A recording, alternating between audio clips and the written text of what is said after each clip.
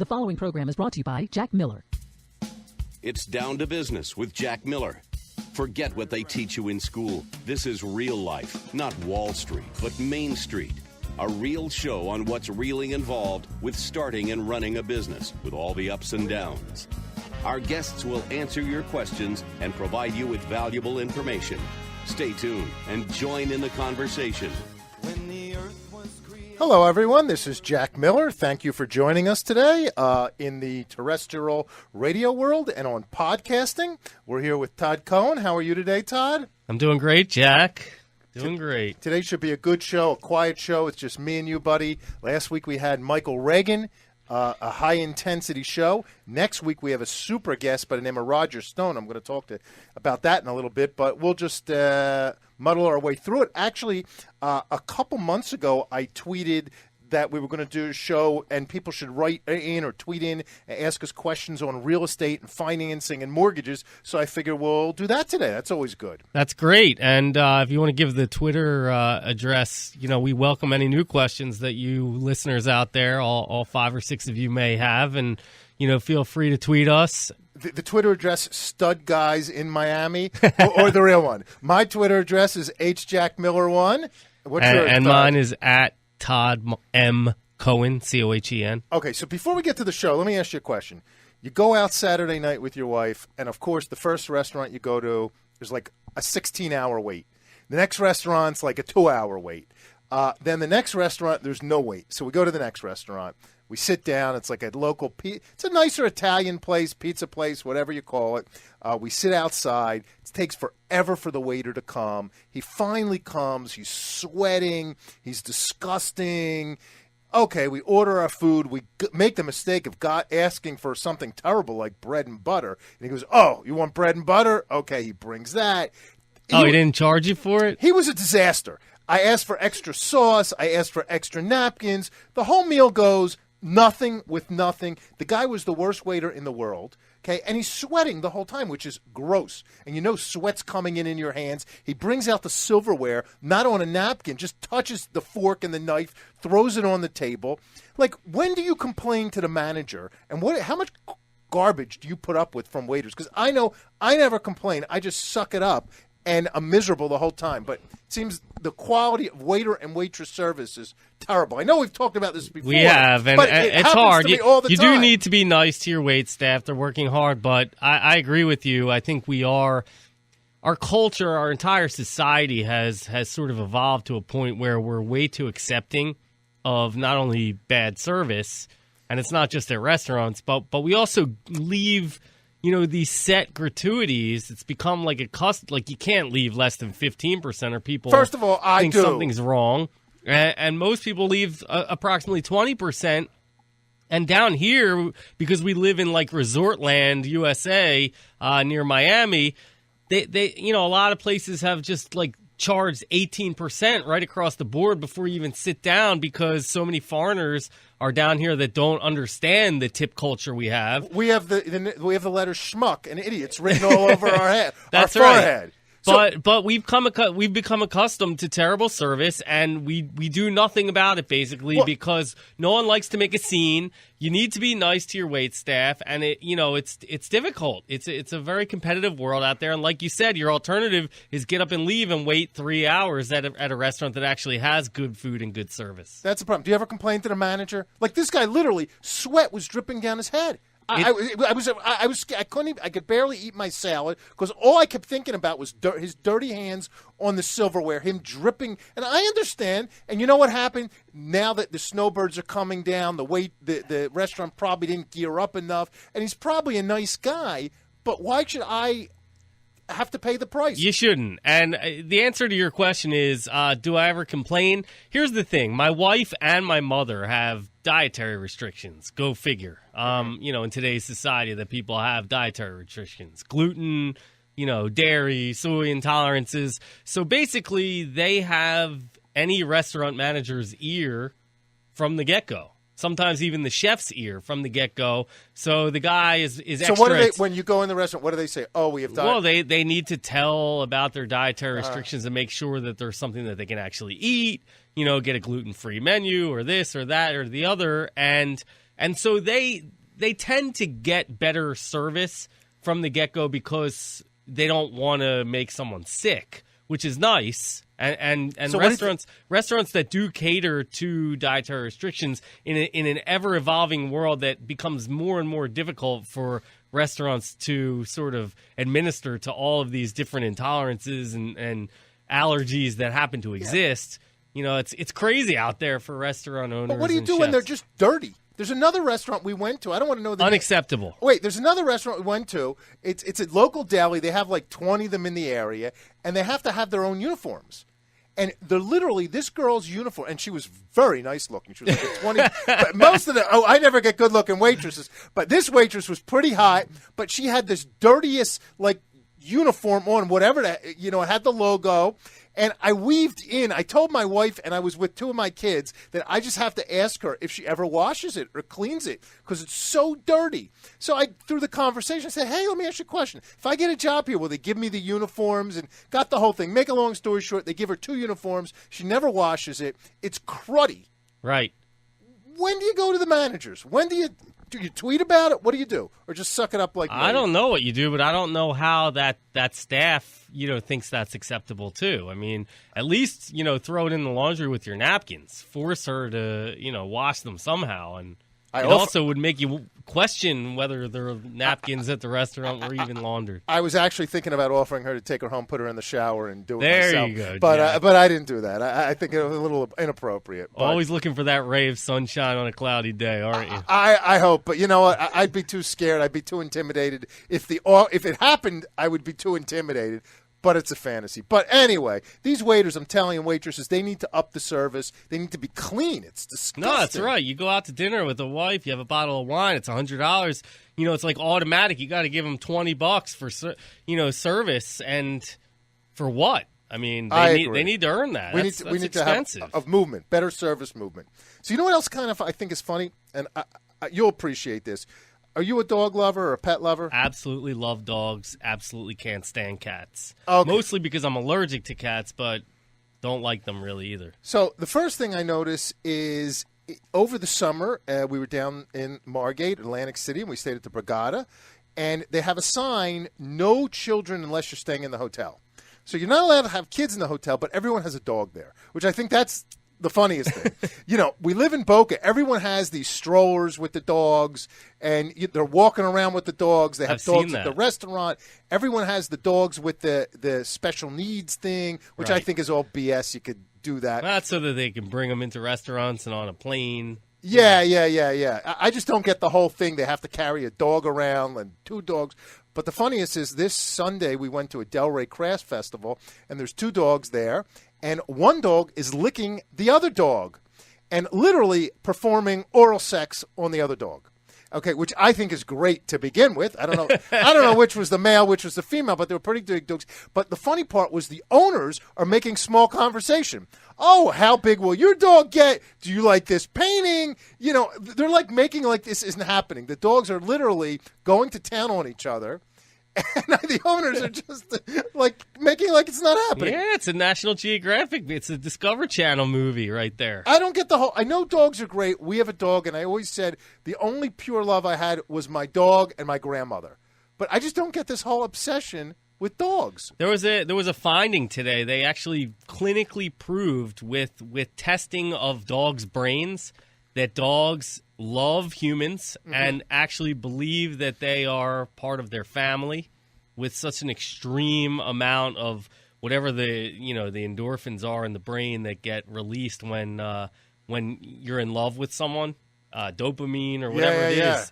Dogs are found to have that released when they see members of their family. I read the article today. It's amazing. You're like a world of knowledge. I like to read. I texted you the other night. My wife thinks you're the best. She's amazed. She goes, "Oh, Todd's so smart. He adds so much to the show. You're like you know about everything." I'm the idiot.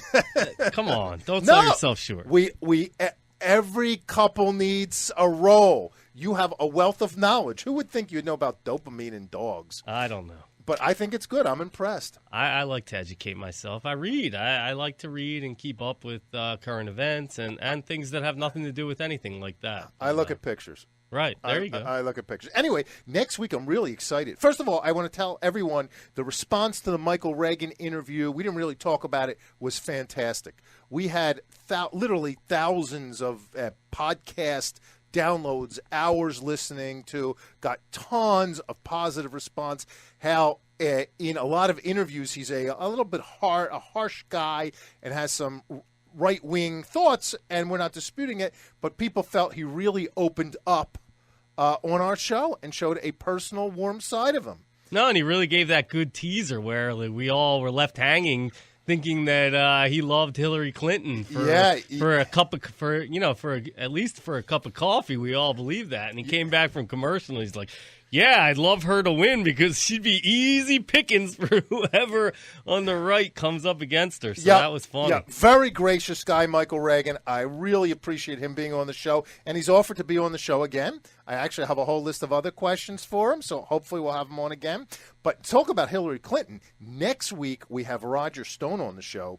Roger Stone has an unbelievable bio, and he just wrote a book. It's called The Clintons' War on Women. He's actually going to be in town the following week at Barnes & Noble, October 22nd at 7 o'clock in Fort Lauderdale, doing a book signing. That's amazing. And next Thursday, he's going to be on our show live at 3 o'clock.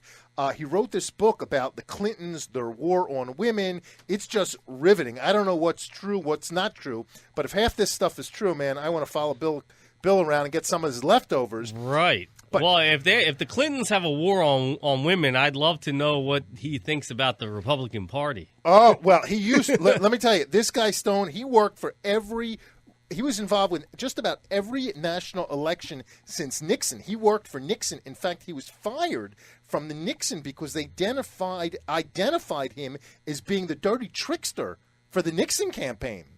This guy's unbelievably controversial, very outspoken. He's worked for just about everyone. In fact, most recently, he worked for Trump.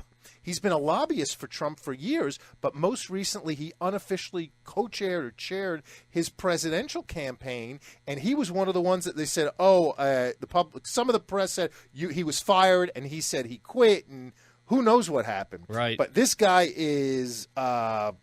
No, it should be a riveting interview. I can't wait to do it next week. That's great. Yeah, tons of questions. He's also written a book, The Man Who Killed Kennedy, Nixon's Secrets.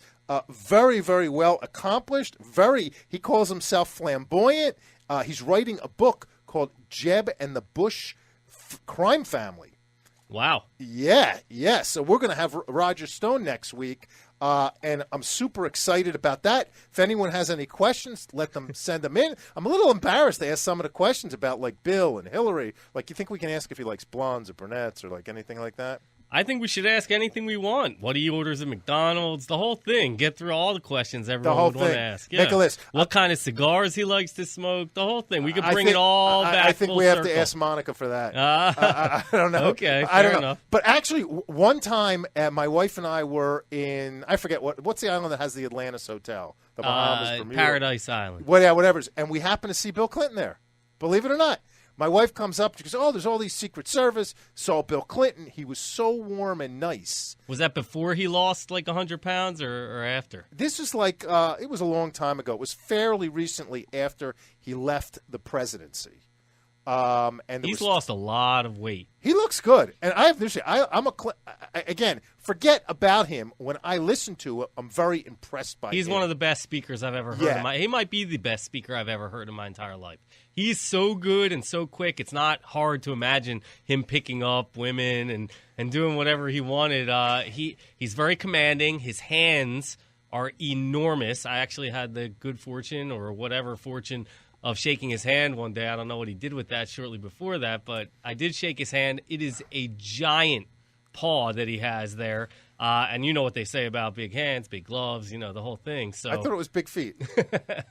I don't know. Maybe it is. I don't know. I don't know. But anyway, Roger's going to be on next week. Very excited for him. And we have some other really good guests that line up after that. We have to take a break in about 30 seconds. When we get back, let's talk real estate. Let's talk financing. Let's answer some of the people's questions. That's right. Maybe they ask some more. I think so. Ingrid, you ready? Don't turn that dial. We will be right back. Are you tired of dealing with unreliable banks and brokers who charge upfront fees and never deliver on their promises? You don't have to. Gelt Financial Corporation has been in business since 1989 and offers a stated income loan program for non-owner-occupied residential and commercial real estate investors. No tax returns required. What are you waiting for? Call Gelt Financial right now at 561-221-0900. Again, that's 561-221-0900. 561-221-0900.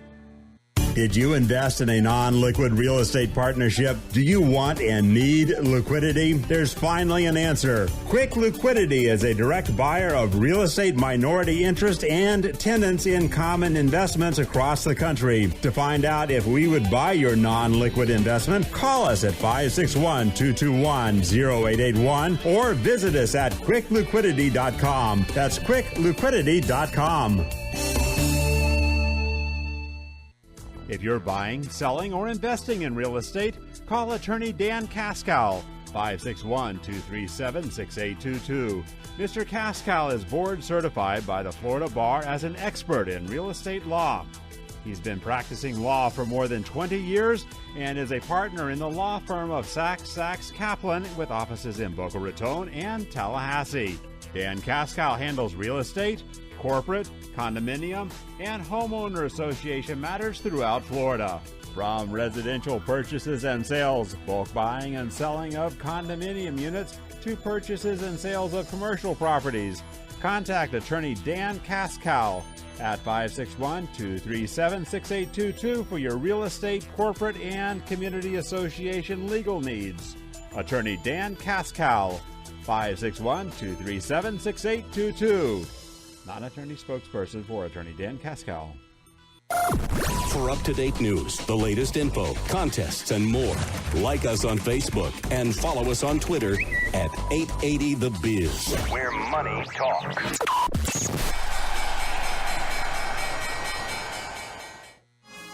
Welcome back to It's Down to Business with Jack Miller. Call us at 305-541-2350. Follow us on Facebook at Jack Miller Down to Business or on Twitter at HJackMiller1. Hello, this is Jack Miller. Thank you for sticking with us and joining us. Todd, let's start with some questions. Let's talk real estate, finance, workout. I have literally tons of questions which people have asked, and let me throw them out there in no particular order. Yeah, you're going to ask the ones that look like they're written by pretty girls first, aren't you? Of course. Well, of course. Is one of them, how do you get pretty girls? You got to make a lot of money. You think that's true? It depends, I think. I think that depends. What do you think about when you ever see these? I think when you're younger, it doesn't matter it's as much. love. When you get older, you see these 80-year-old guys That's driving right. their Bentleys in Miami with 22-year-old girls. You think it's pure love? Generally, no. I do not. They love the Bentleys. They love the Bentleys. Right. You know, and that's commonplace down here. I mean, I see stuff down here every day that boggles my mind, no doubt. Do me a favor, take pictures of it. I always wanted to do that when you see these hot girls. Right. So you're telling me there's a chance, Todd? Is that what the caption of the text I send you should be? Yeah. You know what else I always thought? I don't know why. For those of you who don't know Miami, there's a lot of topless women on the beach for whatever reason, and I always thought it would be great to take pictures of them and like post them online. Like there should be a website.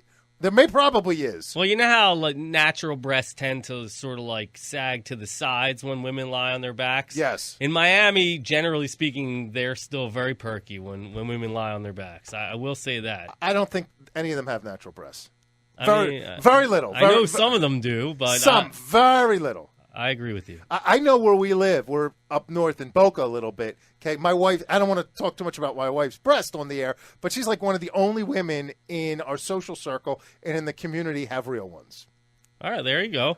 Well, look, I mean, we started talking about real estate this segment, and look where we went to. I mean, immediately. Let me ask you just another stupid question. So, like 2 years ago, we're out with a couple friends, and the lady just got new implants. It's probably her third set. So what does she say? She says, "Oh, you want to feel them?" Like our husband's there. That was actually a scene in the movie Summer Rental with John Candy. Was it? It was when great. I was growing up, which is a great movie. Rest in peace, John Candy, one of the funniest people ever. And his neighbor obviously was this beautiful blonde wife of the next door neighbor, and she would come over and tell her, I just got these implants. What do you think? Yeah, that's like, pretty, what do you mean, what do I think? She's She's like, feel them and tell me what you think. She's like, no. That's pretty much what happened. We were actually in Rocco's Tacos, like waiting to get seated. It was packed. It was like a Saturday night. Wow. And she goes, "Oh, look, you want to feel?" And I think I said to her husband, "How do they feel? I never felt non-real ones." You know what I mean? She goes, "Oh, you want to feel?" And the husband goes, he looks at me, goes, "It's okay. I did not. It's okay. Just Just for the record. As long as you get the nod from the husband, then it's all good, I right? was very embarrassed. On air, I talk about this kind of stuff, but really in my personal life, I'm very shy and very embarrassed. There you go. But if you have anyone who would let me feel, no. Anyway. So, okay, let's talk some real estate and stuff. So one of the questions I got was, I'm buying an investment property. Do I need to sign personally on the loan? So, what do you want to answer? Or I'll give my own thoughts to that. Okay, let's both take a stab. And we've had some amazing attorneys, by the way. We can name a few of them, but Dan Keskel did a great job with this, as did Brett Wallace. Or was it Steve Wallace? Steve Wallace. I'm sorry. Brett Elam. Brett Elam was on our show.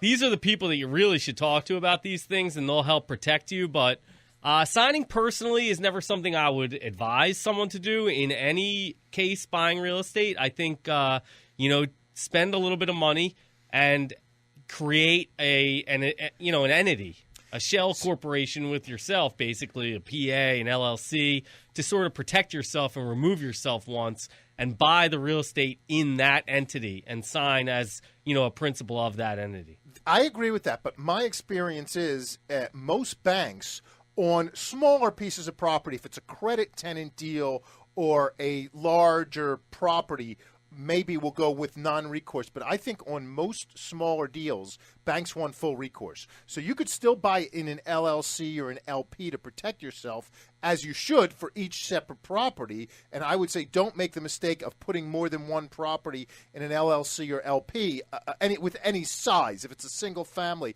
But most of the deals, most of the small investors, I think have to sign personally. Recourse is tough. Yeah. If you have to do it, you have to do it, but I would fight tooth and nail to try and get non-recourse financing if you can. I agree. The problem is most banks won't do it on smaller deals. Right. So my answer is most of the time you do, but be careful because people think they sign. It's no problem, but it is. And hire a good attorney when you're buying real estate. It is worth the investment. Trust me. I agree. One of the other questions was, when do I go to an attorney, after or before the agreement of sale is signed? And I would say before you sign anything, you go to an attorney. Don't sign, because after you sign, I don't want to say it's too late. You can't get the toothpaste back in the tube. That's right.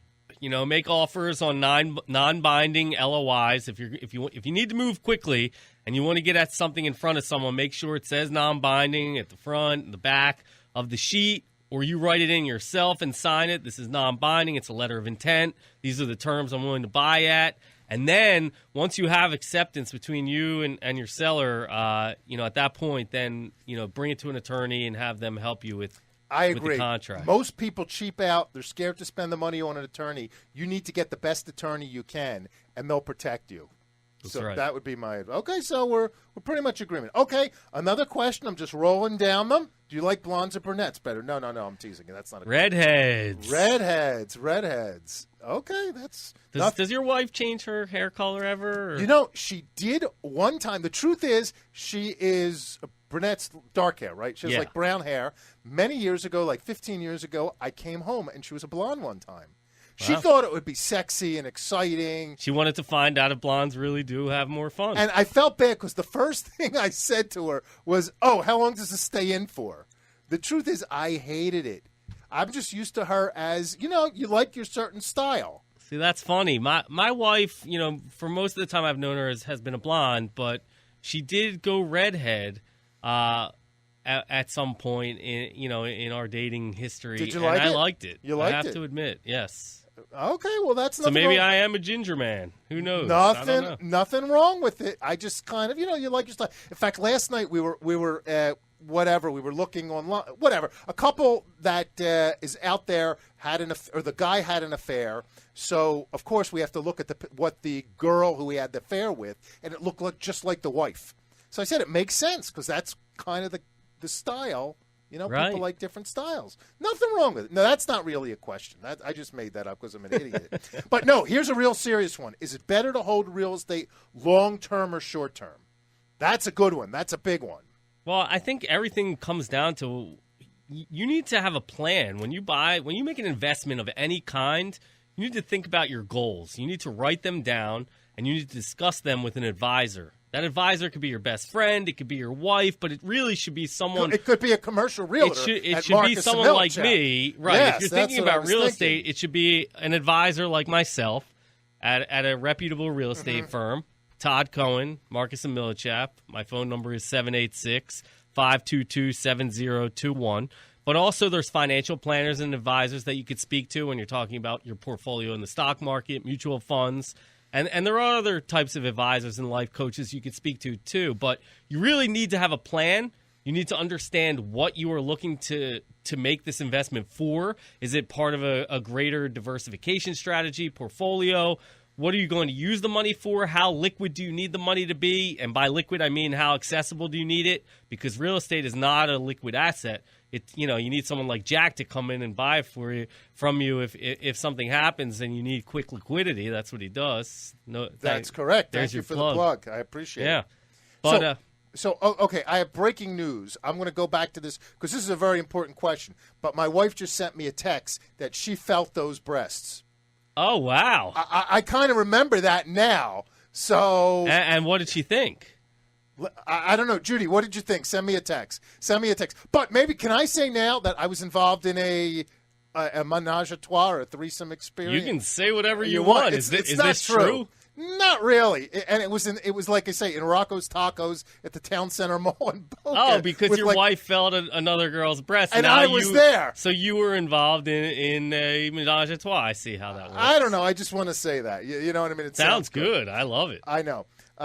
Hopefully she'll text me in a minute or so. But no, with buying real estate, I think you're right. People have to decide whether they want short-term or long-term. The problem with holding long-term is you really don't make much money on real estate until you sell it. It's very hard to make a decent cash flow, I've found, through the monthly distributions because it's so capital. We also need to define what short-term is, and there's tax implications too. Yes. Okay, so if it's shorter than 12 months, but you could be paying income tax, which is a much higher tax bracket for most people in our country than long-term capital gains. But I know, at least for me, I have found very few people who have great cash flow from real estate that they're buying.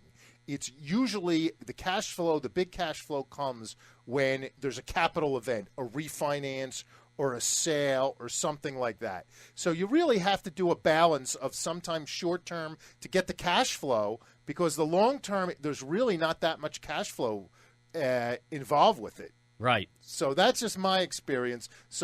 And I personally am a long-term guy. I like to hold, pay it off, and forget about it. Put your money to work for you. Yeah. By the way, I just got a text from my wife.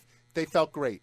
They felt great. Yes, honey, I'm getting very excited. Does she know who the maestro was who put those things in? I mean, the doctor. Did you get the number and the name and we could find out the referral? We could find. Maybe out. We'll have them on here one day. Yes, I'll tell you. I could tell you. That's a great business. I could tell. Oh, the doctor. I thought you meant the girl who got him done.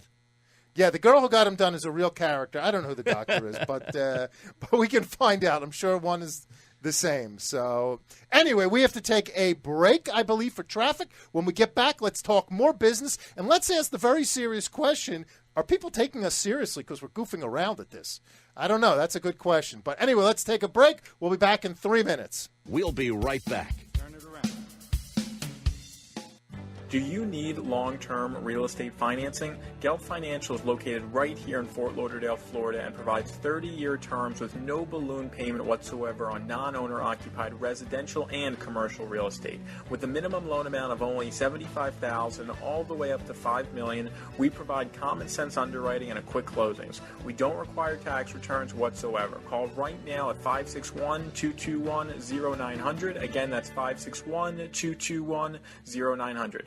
Did you invest in a non-liquid real estate partnership? Do you want and need liquidity? There's finally an answer. Quick Liquidity is a direct buyer of real estate minority interest and tenants in common investments across the country. To find out if we would buy your non-liquid investment, call us at 561-221-0881 or visit us at quickliquidity.com. That's quickliquidity.com. You're locked into 880 The Biz, South Florida's only business talk station. 880 The Biz, Where money talks. Welcome back to It's Down to Business with Jack Miller. Call us at 305-541-2350. Follow us on Facebook at Jack Miller Down to Business or on Twitter at HJackMiller1. Hello, everyone. It's Jack Miller and Todd Cohen. Todd, I don't know about you, but normally I am a very buttoned up, extremely reserved kind of guy. I don't believe that for a second. It's the truth. I'm very uptight. You've given me no evidence of that whatsoever. I don't know what it is. You come on the air and you feel like this pressure to let loose, or maybe it's a thing. So for any potential clients up there, some people think I have no sense of humor. I never joke around, straight as an arrow. So I don't know. I think we all have this side of us that wants to be immature, and I think when we're on the radio, right, we're immature. And I guess it's for me because I work with such serious matters all the time. I can't joke around. It gives a good, chance to release a little bit of relieve tension. That's what it is. I can't. Stress. It's very hard when you're in the financial service business to joke around. It's too serious. Right. So, like the break room. If you work in a larger company, that's always a good place. The water cooler. People sort of cut loose a little bit. But I am on the phone constantly. Literally, I leave my house. It's about 45 minutes to work. I'm on the phone. I'm on the phone at night. I go home. I get home 7 o'clock. I eat dinner. I'm on the phone for 2 hours, answering emails, talking to clients. Right, and when it rains, it pours. I mean, we were just talking about that at the break. I mean, you go through these ebbs and flows of business, and it, all of a sudden you do one deal, and then it leads to another deal, and trust me, it's a good problem to have. But you get so busy during these peaks, and then the valleys come, and it's so dry, and it's a lot like dating. I mean, girls don't give you the time of day, and then you're dating a girl, and all of a sudden, all these girls that you call you back, and you go into a hot streak. And speaking of I don't know what to tell you. It's been like 20 years since I dated, but at least that's what I remember. This doesn't have anything to do with dating, but I was going to talk about it when we were talking about dogs. What do you think of people who have dogs who put up Facebook pages? Of their dog? Yeah, I know. We have two good friends. And one of them, it says Sparky's page, and one of them has Bentley's page. They're very nice people, and their dogs have Facebook pages. I think that's too far. Yeah, I think it's too far, are nuts. too. People are nuts. But people, at the end of the day, people make their own choices in life. I know. I can't, I don't know what that has to do with real estate, but that's how my mind works. Anyway. Look, more life advice with Jack and Todd. I mean, that's what this show's morphing into anyway. Yeah. That last segment, we shifted gears more times that I think we blew the transmission of our show during the previous segment. That's the way my mind works. Yeah, we're stream of consciousness. I'm ADD or whatever it is, not diagnosed, That's right. But I'm sure I am. It's like a good Faulkner book. That's it. Okay, so more questions that we got from our great audience, really, really great audience, and building. It's amazing. I'm just shocked at how it's building. So should I buy a property myself and manage it, or should I invest in a REIT? So if you think about it, a guy has X dollars, whatever it is, $1, $100,000, $1 million, he invests himself, or he can invest with some of the best managers in the world. I I would possibly pick C, depending on the property, and go off the board there and say, find a property, and if it's too much to manage yourself, or if you don't really know what you're doing at this stage, hire a management company who is proficient in your area or in that area with that product type, and then sort of learn from them. See if you can work out a deal where you can shadow them around and see what they do and how they do it, and let them know you're hiring them for 2 years or whatever to do this, but you want to learn and know how to do what they do for your next property. Could be. Look, I think managing real estate is very hard, and buying real estate is very hard. And maybe because I'm in the lending side and we do workouts and turnarounds, I see a lot of deals when they go bad. And people get into things. Everyone walks down the aisle thinking their marriage is going to last forever. But what's the divorce rate? 50%. Everyone starts a new business thinking it's going to last, but 70% of them go out of business within 2 years.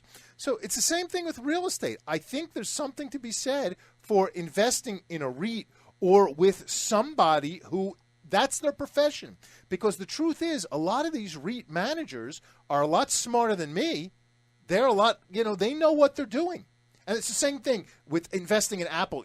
When you buy a stock or a REIT or invest with someone, you're investing with the best and the brightest. So I think there's something to be said for mixing it up Absolutely sometime. is, and you probably should mix it around. But if it's something that you're really contemplating and you really want to do that, and you want something that can help you, build and preserve your wealth and have your money working side by side with you, you actually have to buy the real estate to do that. You have to pay down a mortgage or even buy it all cash.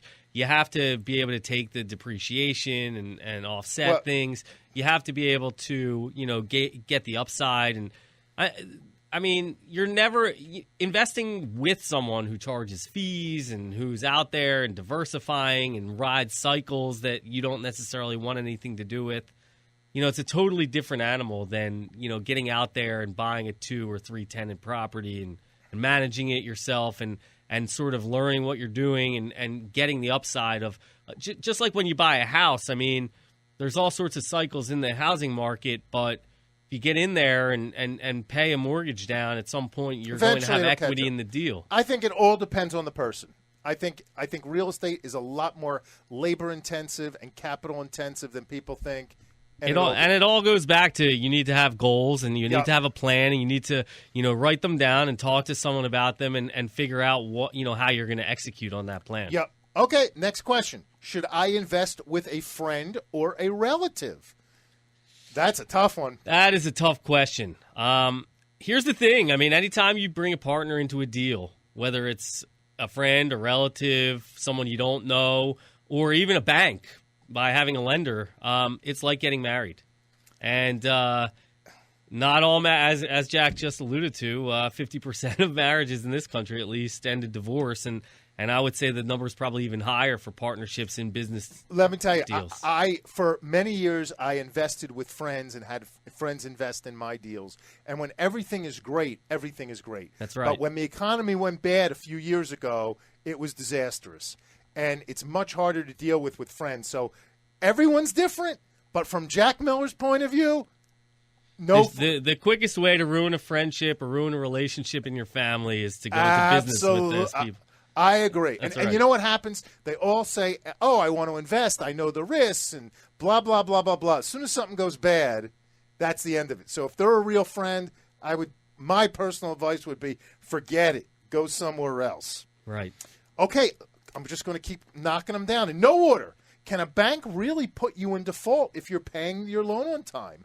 And the answer to that is 100% yes. Unfortunately, the answer is yes. I deal with this literally every single day of the week. I deal with loans that are current on the payment, and for usually technical reasons, the bank will put you in default. And the bank will usually win. It could be you went through a balloon. It could be a debt service covenant. But loan documents are literally 3-4 inches thick. They're almost impossible to understand. There's a million loopholes. There's on-demand clauses. So the bottom line is, even if you're in default, even if you're paying your loan current and perfectly, a bank can absolutely put you in default. I've had it happen to me dozens of times. and I represent dozens of clients that happens to. Get to know your loan servicer. Yeah, but let me tell you something. They dump you like a piece of hotcake. If something happens, really the loans are being underwritten and managed today by the FDIC, by the regulators. That's right. You know, they're making all the decisions. So even if your bank loves you and you have a great relationship, if they have a business reason to downsize, or if for example you have a retail loan and the bank deems they have too many retail loans, they'll push you off the books in a second. And when they average the days of personal banking and get to know your banker and relationship banking is long gone. Long gone. There's no relationship. If you think it is, you're whatever. Don't think it is. Don't think it is. Okay, how much faith should I put in a pro forma that a realtor gives me? Todd, this is Look, I mean, for those of you who don't know, and even for those that do, in a little refresher course, a pro forma, imagine you're buying a 10 store retail center, and 6 of them are currently leased up. And then, 4 of them are vacant, and you're buying that. The realtor is going to most likely sell this on income as if the whole entire center was leased. Maybe they'll take out a little vacancy factor of 5 or 8%, depending on the market. But generally speaking, they're going to account for the bays that are vacant being leased, and that is called a pro forma, income stream, or, pro forma meaning projected. As if the value is added to the project. Yeah, so that's a pro forma. So the question is, I'm a buyer. I get a pro forma from a seller or a realtor. How much credibility do I put in that? Well, it depends who does it, to be honest. And can I assume those numbers are going to be accurate or close to accurate? I could tell you that a buyer's underwriting for deals tends to vary greatly from a seller's. We tend to try and bridge that gap by underwriting deals for our clients, our sellers, as if we were a buyer. And, we like to get realistic. We put in a management fee. We put in a vacancy factor. We put in a capital reserve, thinking the worst can happen. We bump up taxes and insurance to reflect the sale and what, a buyer would have to pay for those type of things. And we're very conservative in how we view lease-up of spaces. We look at what the market rents are. We don't look at, what the highest rent one of the tenants in this specific center is paying that, you may have had for 20 years and they've been getting CPI increases every year and they happen to be paying the most. We don't base it on that. We base it on reality. What the last 5 leases in that market or in that center, what they were signed at. And for bays, the size that we're looking at, a 10,000 square foot bay will lease much differently than a 1,000 square foot. We come at this from different angles. You're selling the property. I'm financing it or I'm investing it. So my answer would be absolutely do not put any credibility, no offense, in any performance that anyone gives you, because they're going to present the best light on it. And the reality is things are always worse. A tenant leaves, you're going to have more vacancy, you're going to have more capital improvements. I always say talk to someone who owns a similar property and see what reality is and redo the pro forma, because I often find they're so much different reality than what a seller. The fantasy that we present. That's exactly. No offense to you. Marcus and Millichap, and you do fantastic performers, very detailed. But I think someone has to assume that the income's going to be a lot lower. The expenses. Well, you need to assume the worst anyway, because A, your bank is going to, and B, if you're not underwriting a deal for worst case scenario, at least as one of your 3 cases, and every deal should be underwritten for a base case, a positive, best case scenario, and then a worst case scenario. Every deal. And you need to see in a worst case scenario if you could still tread water, because if you can't, it's not the deal for you. 100%. You got to be conservative because the expenses are always a lot more than you plan on. So okay, a couple more.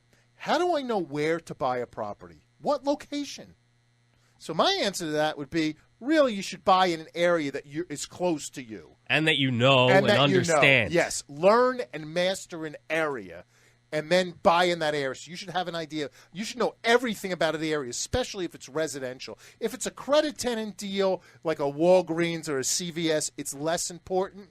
But it's still important. But I think you have to master that area and know every sales comp, every leasing comp, no realtors. Talk to people, talk to tenants, talk to owners, not necessarily in the center you're looking at, which could be a little taboo, but talk to people in the marketplace you're looking at and find out what things are like, what things have been like over the past couple of years. Are things getting better? Are things getting worse? Why? Did a big company go out of business recently that you should be aware of? I mean, you need to understand the economic drivers of an area, the traffic counts, any major construction that's going on, road work that's going on that could disrupt things, all kinds of things that you need to understand if you're going to buy real estate. I agree. With that, we got to take a commercial break. We'll come back for our last segment and hit some more questions. Don't turn that dial. We will be right back. Are you tired of dealing with unreliable banks and brokers who charge upfront fees and never deliver on their promises? You don't have to. Gelt Financial Corporation has been in business since 1989 and offers a stated income loan program for non-owner-occupied residential and commercial real estate investors. No tax returns required. What are you waiting for? Call Gelt Financial right now at 561-221-0900. Again, that's 561-221-0900. 561-221-0900. Did you invest in a non-liquid real estate partnership? Do you want and need liquidity? There's finally an answer. Quick Liquidity is a direct buyer of real estate minority interest and tenants in common investments across the country. To find out if we would buy your non-liquid investment, call us at 561-221-0881 or visit us at quickliquidity.com. That's quickliquidity.com. Welcome back to It's Down to Business with Jack Miller. Call us at 305-541-2350.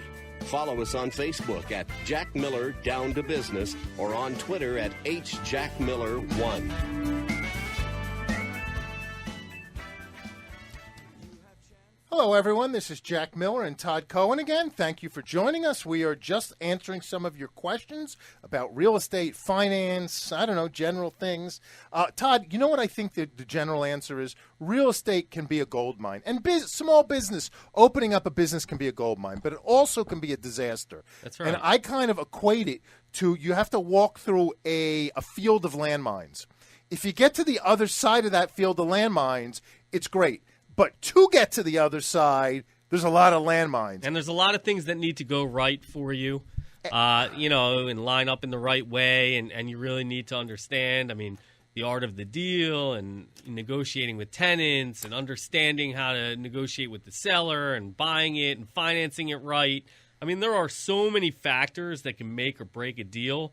And, it's a lot. And if it were easy, everyone would be doing it and we'd all be millionaires and we'd all be leasing space to each other for various reasons, and everyone will be happy, but it's not like that. I think you need to measure twice, cut once. You need to take it slow. You can't bite off more than you can chew. You need professionals, and a lot of people think they're going to get rich in it very quickly, and there's a sign outside my door that says, get rich slow, and I think that's really what it comes down to. We only have a few more minutes, believe it or not. It's hard to believe, but a couple other things, and one you talked about, so I want to go through this. Can I buy and I got this a bunch, can I buy a property or finance a property in LLC, and what, as opposed to my name, and what's the advantage of it? My comment to that would be always use a special purpose entity, and if the properties are sizable, use a separate entity for each property. Don't put 3 or 4 big commercial properties in an entity. If there are a bunch of single-family homes, you can use one LLC, but definitely speak to an attorney about that. And we've had, as Todd said, some good ones on the show. We had Dan Cascal, who's fantastic, Brett Elam, who's great, Steve Wallace, who's great, and they're all real estate attorneys. And feel free to tweet or call either of us and get contact information if you can't find it. We're happy to provide. Talking about Twitter, I don't know. I actually thought that Scott Walker would be a great guest. Yep. So people are so crazy. So I tweeted him like Sunday night or Monday night, whatever, see if he wanted to be a guest. I had some of the people send me the nastiest tweets back. Really? People just are online, and you can see their Twitter account is just anti-whoever. And they like yell at you back. Right. And they're calling him morons, and they're so nasty. And I don't respond. I don't know about you, but on social media, if you say anything that's slightest bit controversial, like on any of the hot button topics or any of the candidates in political arena or about gun control or abortion or the Pope or whatever, I mean, you are just going to get trolls even from your own followers who you are supposedly your friends and should have similar viewpoints to you on most things. Wait. They don't. Believe you me, you'll get people that come out of the woodwork and just grill you and everyone else who replies to your comment. Wait, so this past Saturday, people are so crazy. Talking about that, people are so crazy. I got to tell you, this past Saturday, I was at synagogue, and I did what's called Hagbah. You hold the Torah up. So as I'm doing this, a friend of mine who's the most liberal guy in the world, which I'm not saying is bad, and I goes, "Oh, I heard you interviewed Michael Reagan. How could you do that? He's such a blah, blah, blah." So I said, "Steve, did you listen to the interview? It was a deeply personal interview." "Oh, I've heard him a million times. I don't need to hear what he says." The guy's, I mean, I don't. That's the world we live in. People literally are so myopic. They're so narrow. Myopic or myopic? Myopic? Myopic. Don't say that. The last. Myopic. Okay, they're so narrow-minded, though. Yeah, it's I unbelievable. Agree. People are not willing to give the benefit of the doubt or even listen to the other side of any argument. They've made their mind up, whether they are, learned about a subject or not, and they know what they know, and that's it. You're 100% right. And liberals hate conservatives. Conservatives hate liberals. Everyone's nuts. I love everyone, by the way, especially the female sex. Bring an educated take to the table. I respect someone who understands all of the issues and argues their side, even if it's different than mine, from a point of education, not from a point of hatred, from a point of, inbred, from generation to generation, racism and hatred and fear-mongering and an uneducated, ignorant viewpoint. Todd, we have 2 minutes left. Why don't you give out your contact information? It's Todd Cohen. I'm with Marcus and Miller Chap. I will help you with all of your real estate investment needs. I will also help you with life issues, as you see on this show. Give me a call, 786-522-7021. And ladies, he's married to a very nice lady. Todd, I happen to be going to the Flyers game this Saturday I'm night. Excited. I'm excited. We see our Flyers fans. Sea of orange and black, baby. Yes. My wife loves it, and we're meeting some friends there. I'm very excited about it. Hockey season. Is it? I guess it is. We're going to the Flyers. Look, game. And in other sporting news, I guess everyone knows the Dolphins fired their coach. They also fired their defensive coordinator today. Maybe we'll talk the about baseball playoffs started. Yep. We got 100%, and we got Roger Stone. This guy is so controversial. He lives for controversy. So next week is going to be an explosive show. It's going to be good. So do some research on him. Wow, it's like after eating bad Mexican food or something. The guy is just, he's a he has strong opinions. So I'm excited about it. I can't wait. Have a great week, everyone. Thank you, everyone. This is Jack Miller. Tune in, and we will see you next week. We hope you enjoyed the show. Don't forget to tune in next Thursday at 3 o'clock on 880 The Biz. If you want to send in your questions, comments, or ideas for shows, please email jackmiller@geltfinancial.com. Follow us on Facebook at Jack Miller Down to Business or on Twitter at HJackMiller1. Turn it around, turn it around, turn it around. You got to turn